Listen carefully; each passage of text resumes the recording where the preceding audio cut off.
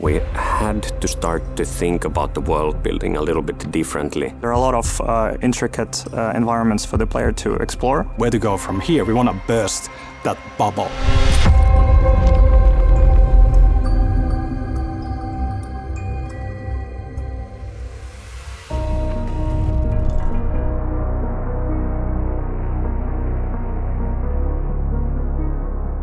The setting in the first Control game was unique. It all took place in a single building, which was part of the point, right? Like that it feels like a secluded, separate space from the rest of the world. You feel like you're in this kind of a bubble, isolated from normal life and familiar things, and so you're within a lockdown. And having this sense of isolation in the first game was crucial. And we had this brutalistic architectural style that was like a key part of the visual DNA of the building and so on. And we had this bureau that was backwards leaning in its kind of a presence and so on.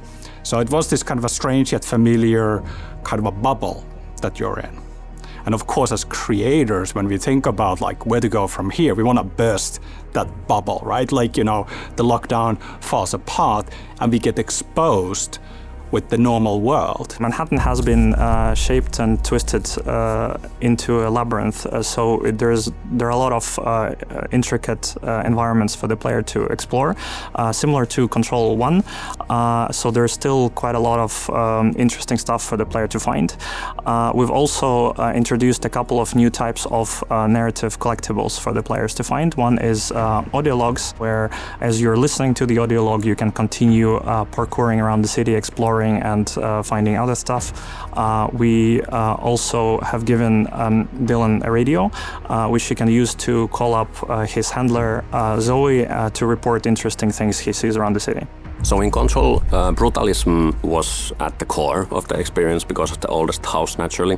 And in Control Resonant, we really had to make sure that from a world-building point of view, we have this mundane and grounded and believable and lived-in baseline in the world in order for the paranatural to really shine. It's very important for us, specifically when doing concepting and visual exploration, is not to look at reference from other video games.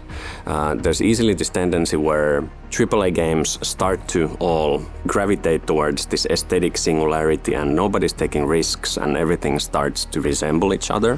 So looking at reference from art exhibitions or film and TV or scientific visualizations or nature, if it helps us to bring some new fresh takes into this singularity, I feel like it's going to be worth it and the player will appreciate it as well.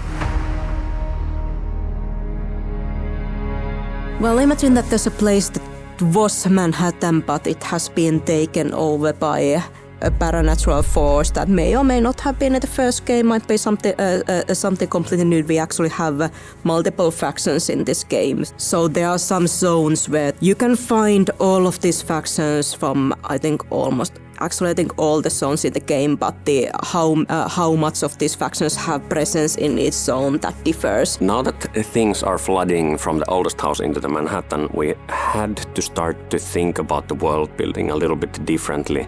So now it's not just FBC holding on and trying to gain control, but it's more of a world, a lived-in world that has a history of its own already, and there are different factions that are basically trying to gain control in our world. For the enemies in Control Resonant, we definitely heard the feedback and tried to address the feedback we got for Control. So this time around, we have way more creatures than we did before. One of the enemies that we, for example, have is a bus. So that obviously creates a little bit of challenge for the animation team of what can you actually do with this bus when you have limited controls on it. A lot of his enemies, they are creatures, but we still have used a mocap actor to mocap some of the enemies, and we have one mocap actor so freaking amazing, nailing down his twitching and glitching. So Tuomas Nilsson, he's our go-to guy when it comes to his enemies that can be mocapped. His and Mold are there, but of course we're introducing a lot of new things as well. And it's a fun layering of familiar things, but definitely facing new challenges.